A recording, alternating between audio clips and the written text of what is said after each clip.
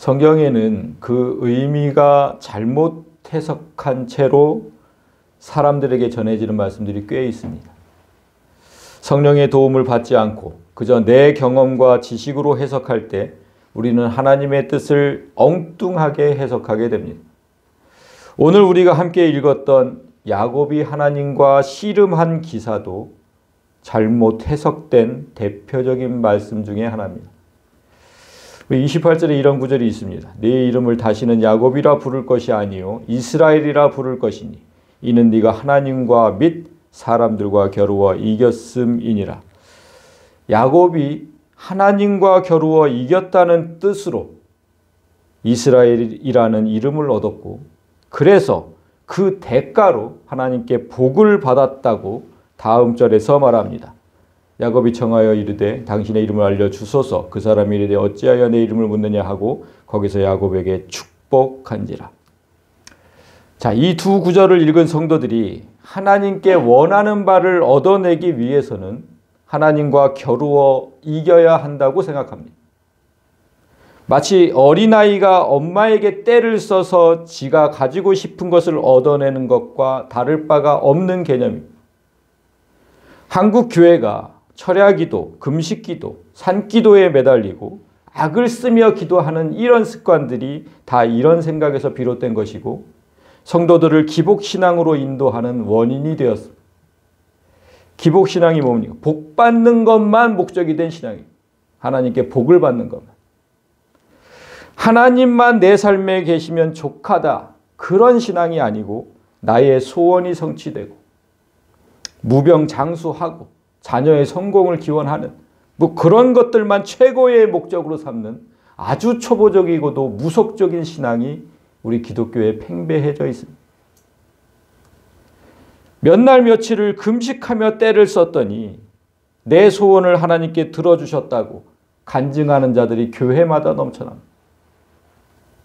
그런 간증이 매일같이 넘쳐날 때 하나님은 아무런 기준도 없이 그저 인간이 때를 쓰면 들어주는 그런 저급한 신이 되고 마는 겁니다. 우리가 이런 참담한 죄를 범하지 않기 위해서 오늘 본문이 정말로 야곱이 하나님과 씨름해서 자기가 원하는 것을 얻어낸 것인지 아니면 하나님을 이겼다는 뜻이 뭔가 다른 뜻이 있는 건 아닌지 바로 알아야 하겠습니다. 야곱의 삶에 있어서 이 씨름은 매우 커다란 의미가 있습니다. 야곱이 이 씨름 후에 이스라엘이 되었고 현재의 이스라엘은 곧 우리이기 때문입니다. 그래서 성경은 야곱뿐만 아니라 우리도 날마다 씨름하며 살아간다고 증언합니다. 에베소서 6장을 보면 우리의 씨름은 혈과 육을 상대하는 것이 아니요 통치자들과 권세들과 이 어둠의 세상 주관자들과 하늘에 있는 악의 영들을 상대함이라. 성도라면, 예수를 믿는 성도라면 날마다 씨름하면서 살아가야 하는데 그 씨름의 상대는 혈과 육을 가진 인간이 아니라는 거죠. 이 세상을 어지럽히고 주관하는 악한 영들과 씨름해야 한다고 말씀하는 겁니다. 하나님께서 사람을 통해서 일하시듯이 사단도 그들에게 속한 사람을 통해서 일을 합니다. 이 세상의 왕들과 권력자들과 조직을 통해서 이 세상을 정교하게 장악하고 있고 그래서 지금 이스라엘과 그 하마스가 싸우고 있는 겁니다. 또 작게는 여러분 주위에 있는 사람들이 여러분을 공격하기도 합니다. 그런데 중요한 건 외부가 아니라 예수를 믿고 새 사람이 된 우리 안에도 아직 사단의 잔재가 남아있다는 겁니다. 다음의 말씀을 잘 보십시오. 갈라디아서 5장의 말씀인데 내가 이르노니 너희는 성령을 따라 행하라. 그리하면 육체의 욕심을 이루지 아니하리라. 육신은 성령을 거슬러 욕심을 부리고 성령은 육신을 거스르나니 이 둘이 서로 대적함으로 너희가 원하는 것들을 하지 못하느니라. 쉽게 얘기하면 성도에게는 두 개의 마음이 있다는 겁니다. 하나는 원래부터 있던 육체의 마음이에요. 그 마음이 하나가 있고 그 육체의 마음이 그러니까 육체가 간절히 원하는 게 있다는 겁니다. 내 육체가 간절히 원하는 거. 그리고 다른 하나는 새롭게 생긴 성령의 마음. 성령께서 간절히 원하시는 마음이 생겼다는 겁니다. 새롭게. 성도에게만 있는 거예요. 육체의 마음은 육체를 가진 동물이라면 모두 갖고 있는 겁니다. 우리뿐만 아니라 육체를 가진 동물들 다 갖고 있어요. 식욕, 먹고 싶은 욕구, 수면욕, 자고 싶은 욕구, 성욕. 이런 욕구를 절제하지 못하고 본능대로 살아가는 그런 마음이 육체의 욕심입니다. 그래서 사단은 이런 기본적인 동물적인 욕구로 사람을 조정하지만 이기심이나 질투심, 속이고 이간질하고 화내고 분노하는 거, 이런 모든 사람의 인격이나 성품을 건드려서 죄 속에 빠뜨리기도 합니다. 우리 모두 그 죄에서 허덕이고 있는 거죠. 이런 육체의 욕구를 짓눌러 이기려고 하는 마음이 성령의 욕구입니다. 즉 예수를 믿기 시작하면 하나님을 향한 거룩한 마음, 악한 것을 누르고 하나님 뜻을 따르려는 그 간절한 욕구가 한 알의 씨처럼 심겨져서 그때부터 자라기 시작해요. 그게 아직 미약한 사람이 있고 강한 사람이 있는 거예요. 그래서 정리하면 이렇습니다. 사단은 우리의 연약한 육신을 통해서 성도를 지배하려고 하고, 하나님께서는 성령을 통해서 그 악한 것을 누르려고 하십니다. 따라서 그리스도인은 항상 육신의 마음과 성령의 마음 사이에서 갈등하며 살아가요. 그게 정상이에요. 그 갈등은 우리가 성령 안에서 거듭났다는 증거이기도 한 겁니다. 그래서 세상 사람에게는 없는 거예요. 제가 본문에 들어가기 전에 이 얘기를 하는 이유는 오늘 본문의 야곱이 이 육신의 마음과 성령의 마음 사이에서 싸우는 모습을 보기 때문입니다. 야곱이 하나님을 만나기 전에 그의 삶은 항상 육체의 소욕을 따르는 삶이었습니다. 형과 아버지를 속이고 장자의 권리를 가로챘죠. 다들 아실 겁니다. 그 때문에 형을 피해서 삼촌의 집으로 도망쳐 갔는데 형이 죽이겠다고 하니까 그래서 도망쳐 갔는데 그곳에서도 다르지 않았습니다. 삼촌을 속이고 온갖 기만과 술수로 삼촌을 속여서 재산을 축적했고 이 사실이 또 드러나자 다시 도망합니다. 그때 하나님은 야곱에게 이렇게 말씀하십니다. 31장 3절에 보면 여호와께서 야곱에게 이르시되 네 조상의 땅, 네 족속에게로 돌아가라. 내가 너와 함께 있으리라. 삼촌을 속이고 도망가는 건데 하나님께서 이렇게 말씀하셨어요. 고향으로 돌아가라. 내가 함께 있겠다. 그런데 야곱은 형이 두려워요. 계속해서. 형이 죽이겠다고 했으니까. 보기만 하면 죽이겠다. 그래서 망설입니다. 고향으로 가는 걸.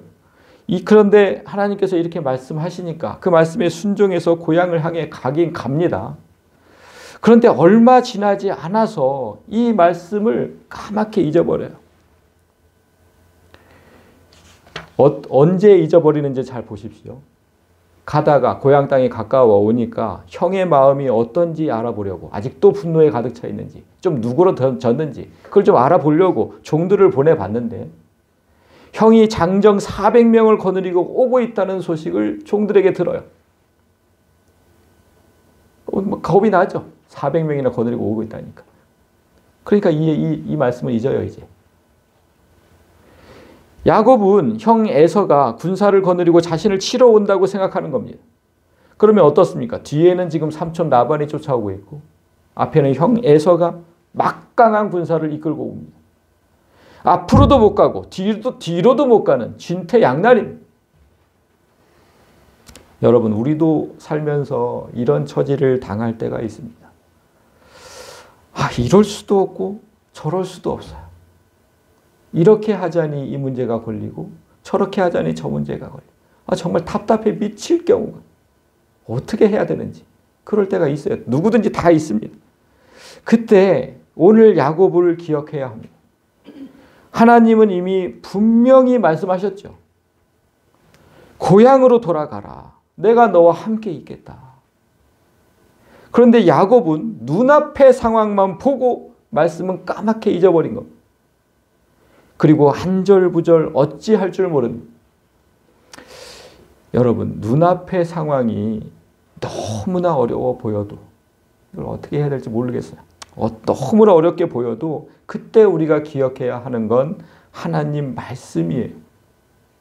여러분에게도 하신 말씀이 있어요. 여러분이 기억하지 못하는 거지. 그 눈앞의 상황만 봐서. 그 말씀을 기억해내야 합니다. 그리고 내가 너와 함께 하겠다는 저 말씀을 믿으셔야 돼요.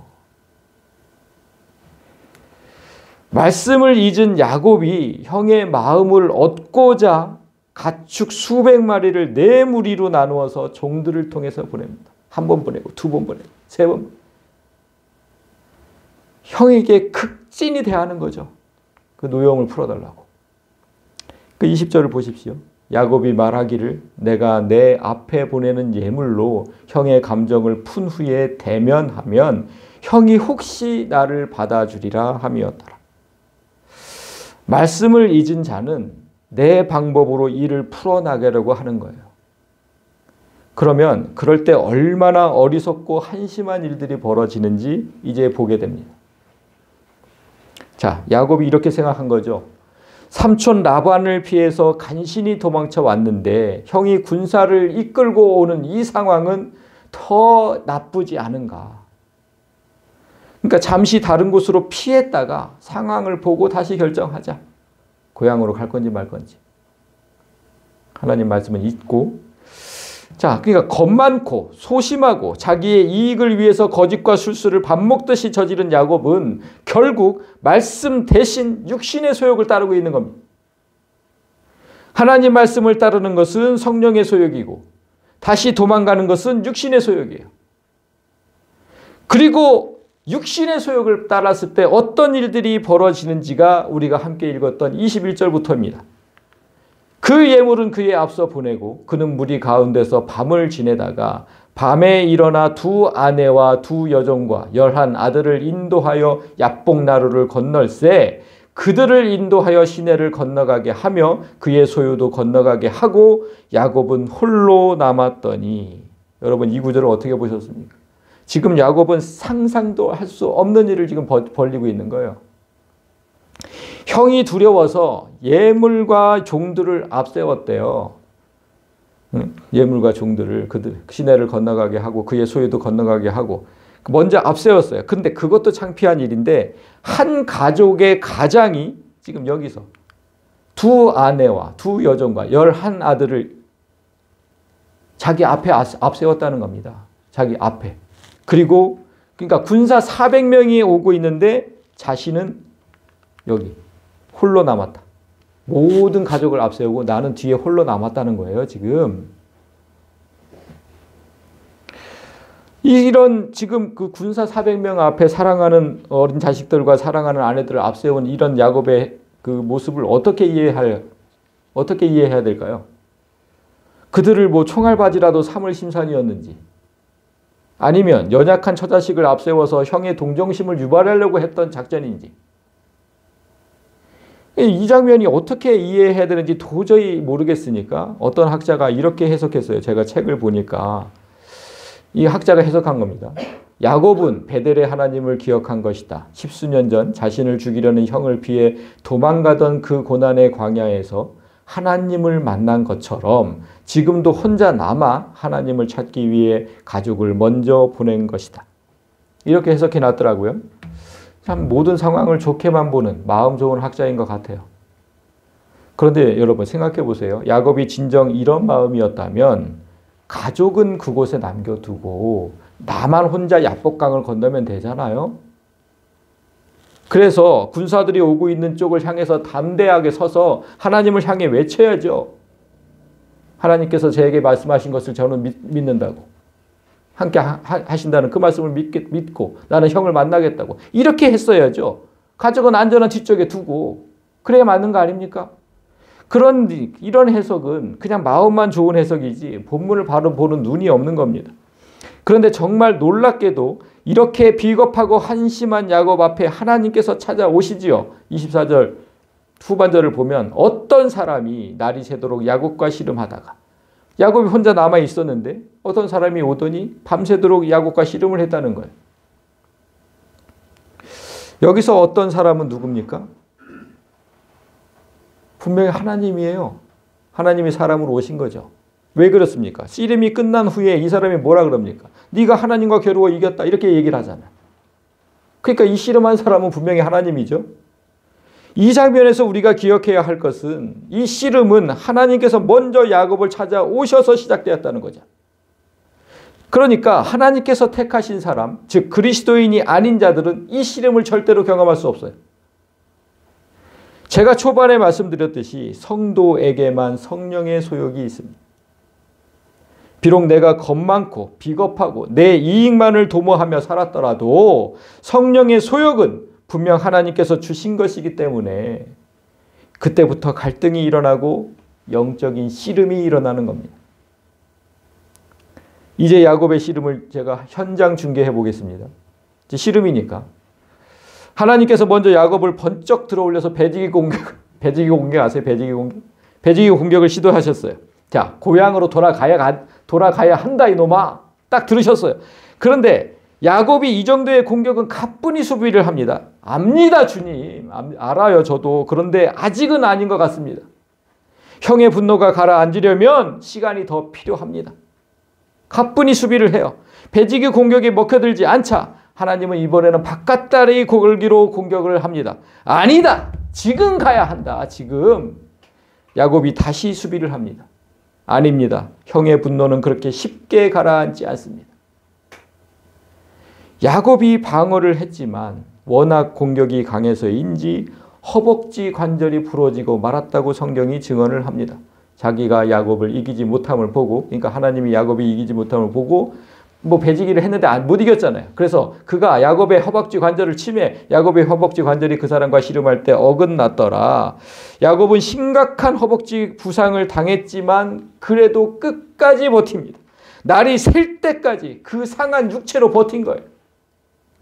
여러분, 이게 무슨 뜻입니까? 육체의 소욕은 그만큼 강하다는 거예요. 웬만해서는 성령에게 지지 않아요. 하나님께 지지 않아요. 웬만해서는. 어디 한 군데가 부러져도 버티고 있지 않습니까? 얼마나 강한지 바울도 이런 자기가 그렇게 당했던 것을 한탄하는 장면이 있어요. 로마서 7장에 내 육체 속에 있는 한 법이 내 마음의 법과 싸워.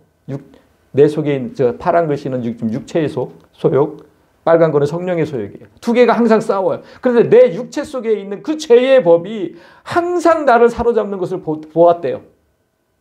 맨날 진 거죠, 바울도. 바울 같은 사람도 지는데 우리 같은 사람이 오죽하겠습니까? 그러니까 씨름이 심야부터 새벽까지 계속된 이유는 야곱이 강한 육체의 욕심을 따라서 끈질기게 버틴 이유도 있지만 하나님도 포기하지 않으셨기 때문이죠. 그래서 새벽까지 된 거 아닙니까? 하나님은 야곱이 형을 피해서 집에서 도망할 때 베델에서 야곱을 만나서 하신 약속이 있었어요. 그 약속이 28장에 있는데 이렇게 약속하셨어요. 내가 너와 함께 있어서 네가 어디로 가든지 너를 지키며 너를 이끌어 이 땅으로 다시 돌아오게 하겠다. 내가 네게 허락한 것을 다 이루기까지 내가 너를 떠나지 않겠다. 이 약속을 하셨어요. 근데 약속하신 게 있으니까 하나님도 이 시름에서 지실 수 없는 거예요. 다시 돌아오겠다고 하셨으니까 네가 다시 돌아가야. 그래서 하나님은 이제 야곱이 계속 버티니까 결정적인 한 방을 사용하십니다. 그 26절이에요. 날이 세려하니 나로 가게 하라. 하나님께서 씨름을 멈추고 가겠다고 하십니다. 그래서 사람들이 야곱이 씨름에서 이겼다고 생각하는 거예요. 하나님께서 먼저 포기하신 걸로 생각하는 거예요. 그러나 끝까지 보면 이 씨름의 승자는 하나님이십니다. 이제 잘 보세요. 왜 그런지. 자, 이 구절을 잘 보면 지금 무슨 뜻입니까? 아무리 말해도 듣지 않는 사람에게 하나님께서 어떤 방법을 쓰시는지 이 말씀은 분명 네 마음대로 하라는 거예요. 이제 난 가겠으니까 난 갈 테니까 네 마음대로 해. 진정한 그리스도인이라면 이 말씀에 가슴이 털컥 내려앉아야죠. 하나님께서 가시겠다잖아, 이제 나를 떠나서. 끝까지 말을 듣지 않으면 하나님께서 이렇게 하신다는 거예요. 그 말씀이 시편에 있습니다. 내 백성이 내 소리를 듣지 아니하며 이스라엘이 나를 원하지 않는다. 그래서 내가 그의 마음을 완악한 대로 버려두어 그의 임의대로 행하게 하였더라. 저 파란 글씨는 지멋대로 행하게 놔뒀다는 거예요. 그냥 아무리 말해도 듣질 않으니까 그냥 네 멋대로 살아라. 그러니까 이렇게 말씀하시니까 야곱이 다급해졌습니다. 하나님께서 이렇게 나오심, 계속해서 고집을 부릴 수만도 없어요, 이제. 그러나 어떻게 해야 할지를 모르겠습니다. 하나님이 아니고서는 이 위기에서 벗어날 수 없는데 형은 겁은 나고. 그래서 일단 하나님께 때를 써봅니다. 야곱이 이르되 당신이 내게 축복하지 아니하면 가게 하지 아니하겠나이다. 여러분은 이런 장면을 목격한 적이 있을 거예요. 이게 딱 무슨 장면 같으냐면 어린아이가 길가 엄마의 손을 붙잡고 막 가는데 어린아이가 울면서 안 가려 그래. 그럼 엄마가 그럼 너 놔둬. 엄마 혼자 갈 거야. 그럼 애들이 어떻게 해요? 더 소리 높여서 울죠. 왕 하고서. 저도 봤는데 여러분도 봤을 거예요. 딱 그 모습이에요. 딱 그 모습. 하나님 간다고 하니까 이제 막 더 붙잡고 늘어지는 거예요. 더. 그 야곱의 이런 모습에 차마 자리를 뜯지 못하는 하나님께서 야곱에게 이렇게 물으세요. 그 사람이 그에게 이르되 내 이름이 무엇이냐? 이르되 야곱이니이다. 여러분 이 장면 너무 이상하지 않았습니까? 저는 읽을 때 이 장면이 너무 이상했어요. 떼쓰는 아이를 달랠 때 하는 말이 아니잖아요. 더욱이 야곱의 이름을 모르실 리 없는 하나님께서 예전에 베델에서부터 만나셨다니까 야곱을. 야곱의 이름을 너무 잘 알아요. 근데 내 이름이 뭐냐고 왜 물으실까요? 이거 왜 물으시는 걸까요? 이거. 그게 너무 이상했어요. 성도 여러분, 하나님과 씨름하실 때를 대비해서 이 장면을 잘 기억해 둬야 됩니다. 하나님과의 씨름이 길어지면 여러분도 그럴 때가 있어요. 말 안 들을 때, 하나님 말을 안 들을 때. 그렇게 씨름이 길어지면 하나님은 여러분에게도 똑같이 이름을 물으실 겁니다. 여러분의 이름을 몰라서 묻는 게 아니에요. 그 이유를 잘 보십시오. 내 이름이 무엇이냐? 그러니까 야곱이 야곱입니다. 이렇게 대답했잖아요. 야곱이라는 이름의 뜻을 제가 보여드릴게요. 야코브, 이게 뭐 이렇게 된 건데. 뜻이 그래요. 발꿈치를 잡은 자, 속이는 자, 대신 들어 앉은 자, 찬탈자. 야곱이 어머니 뱃속에서 쌍둥이 형 에서의 발꿈치를 잡은 채로 태어났다고 해서 붙여진 거잖아요. 그래서 발꿈치를 잡은 자인데 이게 그러니까 속이는 자, 대신 뭐 그냥 뭐 하는 자, 찬탈, 남의 것을 뺏는 자, 뭐 이런 뜻으로 지금 사용되는 단어가 야곱이에요. 아무리 형의 발꿈치를 잡았다고 해도 어떻게 이렇게 악한 이름을 아이한테 지어줬을까? 그게 이해되지 않아요. 근데 일단 야곱은 하나님께서 지금 이름을 물어보시니까 자신이 이런 사람이라는 걸 지금 고백을 해야 돼요. 저 이런 사람입니다라고. 이렇게 살아온 자라고. 그렇게 살았잖아요. 형도 속이고 아버지도 속이고 삼촌도 속이고. 야곱입니다. 이 한마디로 거짓과 속임수로 얼룩진 자기의 삶을 하나님 앞에 그대로 토해낸 겁니다. 우리도 정말 절박한 심정으로 하나님을 붙들고 씨름할 때 그때 하나님께서 지금과 똑같이 네가 누구냐고 물어볼 거예요. 넌 도대체 어떻게 살았던 사람이냐. 이름을 묻는 게 아니라 네가 어떤 삶을 살았는지. 그때 우리는 지금까지 살아온 부끄러운 모습들을 낱낱이 고백하고 회개부터 해야 합니다. 복은 그 이후에 주어지는 거예요. 그거 없이 절대 하나님의 복은 주어지지 않습니다. 기도라는 제목의 책이 있어요. 제가 그 책을 잠깐 보니까 뭐 할레스비라는 저자가 쓴 건데 이렇게 되어 있습니다. 그 사람이 뭐라 그랬냐면 자백하는, 하나님 앞에 자백하는 기도의 처소는 피투성이의 싸움터가 돼야 된다. 쉽게 하지 않아요. 하나님 앞에 회개 절대 쉽게 하지 않습니다. 얼마나 육체의 소욕이 강한지 피 터지게 싸워야 돼. 그래야 회개가 나옵니다. 자기의 잘못을 인정하고 그 고치려고 그런 성령의 소욕과 육체의 소욕이 피 터지게 싸워야 한다는 뜻이에요. 그래서 성경도 이 말씀을 똑같이 하십니다. 히브리서 12장에 너희가 죄와 싸우고는 있지만 아직 피 흘리기까지는 대항하지 아니하였다. 내 악한 모습을 없애려고 노력은 하는 건 안다. 하는 건 알아. 그런데 아직 피 터지게 싸우지는 않았다는 거예요. 대부분 성도가 그럴 겁니다. 누가 피 터지게 싸웠을까? 지금 하나님께서 야곱에게 이름을 물으신 이유가 무엇이에요? 택하신 자의 싸움은 나를 지배하는 악한 영과의 싸움이라고 말씀드렸잖아요. 그런데 야곱은 피가 터지게 싸우기는커녕 싸우고자 하는 마음도 없이 오직 육체의 소욕으로만 살았거든. 그렇게 살면 하나님의 말씀은 내 삶 어디에도 없어요. 하신 말씀 금방 잊어버리잖아요. 금방. 내 삶의 말씀이 지배하려면 내가 육체의 소욕으로 살았음을 하나님 앞에 솔직하게 시인하는 것부터 시작해야 돼요. 그래야 말씀이 내 안에서 살아납니다. 야곱이 이제 시인했어요. 야곱입니다. 이 한마디로 내가 그렇게 살았던 사람이라고 하나님 앞에 솔직하게 시인했어요. 그때 하나님께서 이렇게 말씀하시죠. 네 이름을 다시는 야곱이라 부르지 마라. 다시는 육체의 소욕으로 살지 말라는 거예요. 그리고 새 이름을 주십니다. 이스라엘이라 부르라. 이는 네가 하나님과 및 사람들과 겨루어 이겼음이니라. 자, 이제 중요한 얘기를 합니다. 여러분이 가진 성경 그 이스라엘 이렇게 번호가 쓰여져 있고 밑에 설명이 쓰여져 있을 거예요. 그걸 각주라고 하잖아요. 그 각주를 다 보세요.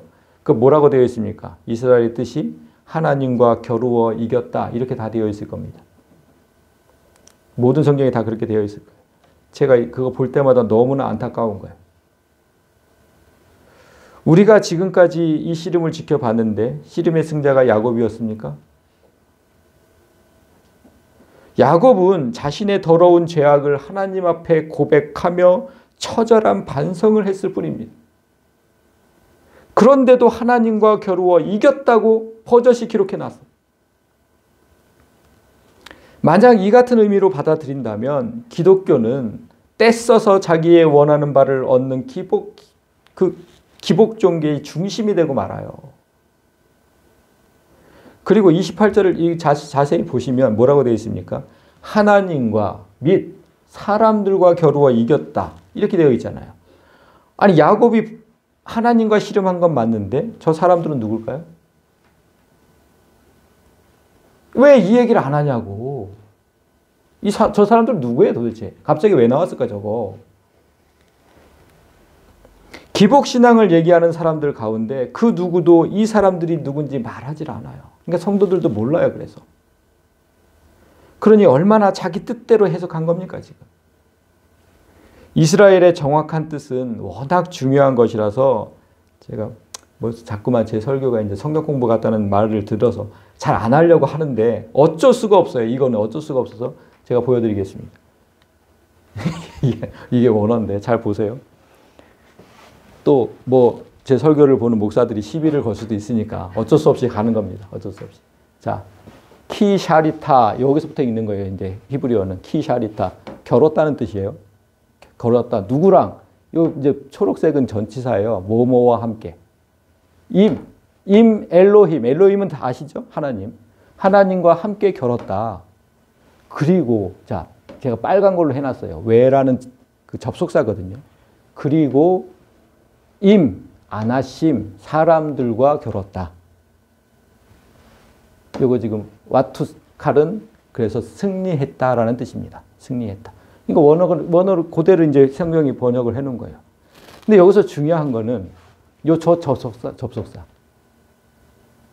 지금 성경에 지금 그렇게 되어 있죠.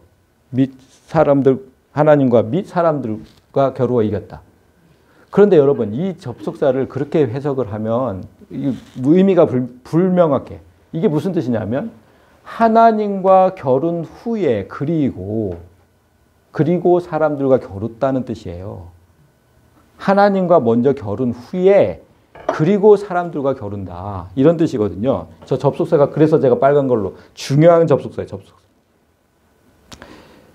그러니까 어떻게 된 겁니까? 하나님을 이긴 게 아니에요.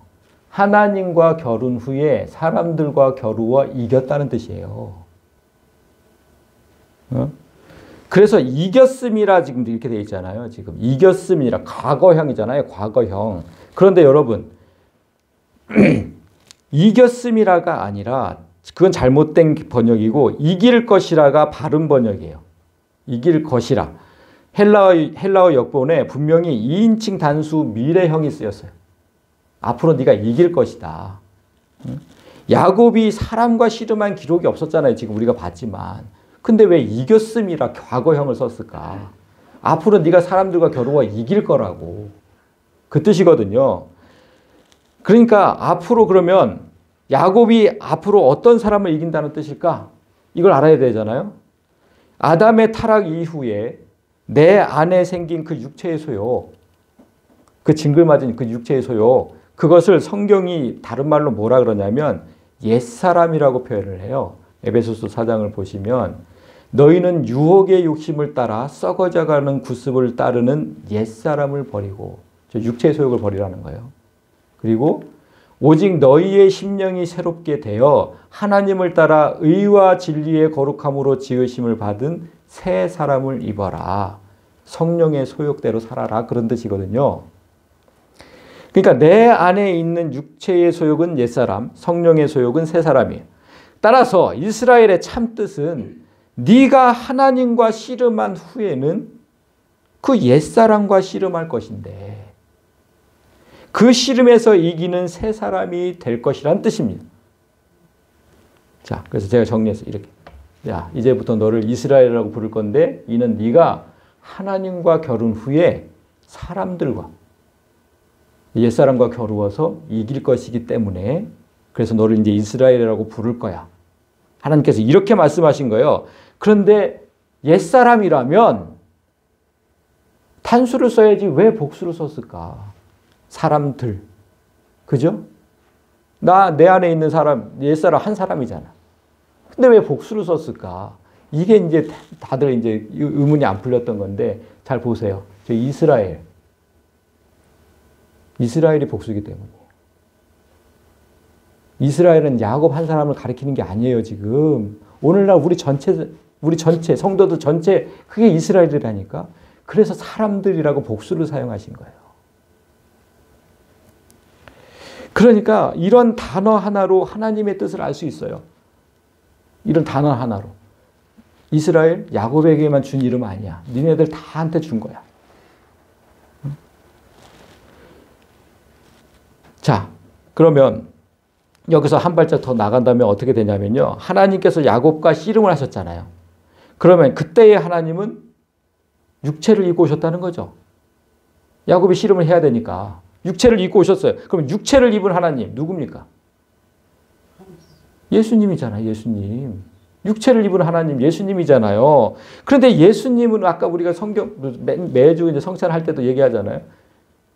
예수님은 하나님 말씀이셨다고. 그죠? 요한복음 1장 1절부터 나와요. 예수님은 하나님 말씀이셨는데 그 말씀이 육체를 입고 오셨다고. 자, 그래서 말씀이 육신이 되어 우리 가운데 지금 거하고 계신다. 지금 그런 뜻이잖아요. 자, 여기까지 안다면 오늘날 우리가 이스라엘이다. 이 뜻이 더 선명하게 보여요. 자, 이스라엘이라 너희를 지금 이스라엘이라 부를 것이니 이는 네가 말씀과 결혼 후에 말씀과 씨름한 후에 그 이후부터는 이제 사람들과 겨루어 이길 것이다. 이런 뜻이 됩니다. 우리는 살면서 말씀과 씨름해야 한다는 뜻이고 말씀과 씨름한 사람은 옛사람과 싸워서 반드시 이길 것이라는 뜻입니다. 이스라엘의 정확한 뜻이 그래서 이렇게 됩니다. 이스라엘 말씀과 씨름해서 힘을 가진 후에 옛사람과 겨루어 이기는 자, 결국 구원에 이르는 자. 이게 이스라엘의 참뜻. 근데 왜 성경이 하나님과 싸워서 이겼다고 그렇게 참담하게 적어놨냐고. 어떻게 우리가 하나님을 이깁니까? 그래서 말씀과 씨름한 후에 야곱이 어떻게 변했는지가 33장에 나와요. 여종들과 그들의 자식들은 앞에 두고 레아와 그의 자식들은 다음에 두고 라헬과 요셉은 뒤에 두고 자기는 그들 모든 앞에 그 모든 사람 앞에 섰다는 거예요. 자기 처자식을 앞세우고 뒤로 물러나 있던 그 비겁한 야곱이 이스라엘이라는 이름을 얻고 나서는 이렇게 변했어요. 세상 앞에 당당히 서서 어떤 위협과도 맞서 싸우겠노라 지금 앞장서고 있는 거예요. 이후에 야곱은 자신의 걱정과 달리 형이 눈물을 흘리며 반겨주는 하나님의 축복을 맛보게 됩니다. 자, 말씀을 정리하겠습니다. 이스라엘이라는 단어는 야곱에게만 주어진 이름도 아니고 지금 저쪽에서 전쟁 중인 그 이스라엘이라는 나라에만 국한된 이름이 아니에요. 예수 그리스도를 믿는 모든 성도에게 주어진 이름이 이스라엘이에요. 그래서 이 단어의 중요성은 이루 말할 수가 없습니다. 그런데 이 단어를 거의 모든 성도가 하나님과 싸워 이긴 사람이라는 그런 말하기도 부끄러운 그런 뜻으로 알고 있으니까 여러분이 이제부터 만나는 사람마다 가서 전해야 돼요. 그걸 전도라고 해요. 전한다, 진리를. 이게 진리예요. 우리 교회 나오세요. 이게 전도가 아니고 진리를 전하는 거. 그게 전도라고. 그리고 구원을 얻으려면 오늘 주신 말씀처럼 여러분 말씀과 씨름하면서 살아야 돼요. 말씀과 씨름하지 않았다면 이스라엘의 참뜻을 알았겠습니까? 볼 때마다 이상한 거예요. 볼 때마다. 그래서 말씀과 씨름을 했던 거예요. 제가. 그리고 이런 진리를 알지 못하면 어떻게 구원을 얻겠습니까? 우리도 이스라엘이 되기 전에는 모두 야곱이었던 시절이 있었습니다. 저밖에 모르는 이기주의로 살았고 하나님 말씀은 쉽게 잊어버리는 육체의 사람으로 살던 시절이 있었어요. 그러나 야곱이 그냥 가시려는 하나님을 끝까지 놓지 않았던 것처럼 제가 여러분에게 부탁하기는 여러분도 그 하나님을 끝까지 놓치지 않기를 바랍니다. 하나님께서 결국 돌이키셔서 야곱을 축복하시던 장면을 기억하면서 말씀을 놓치지 않기를 부탁합니다.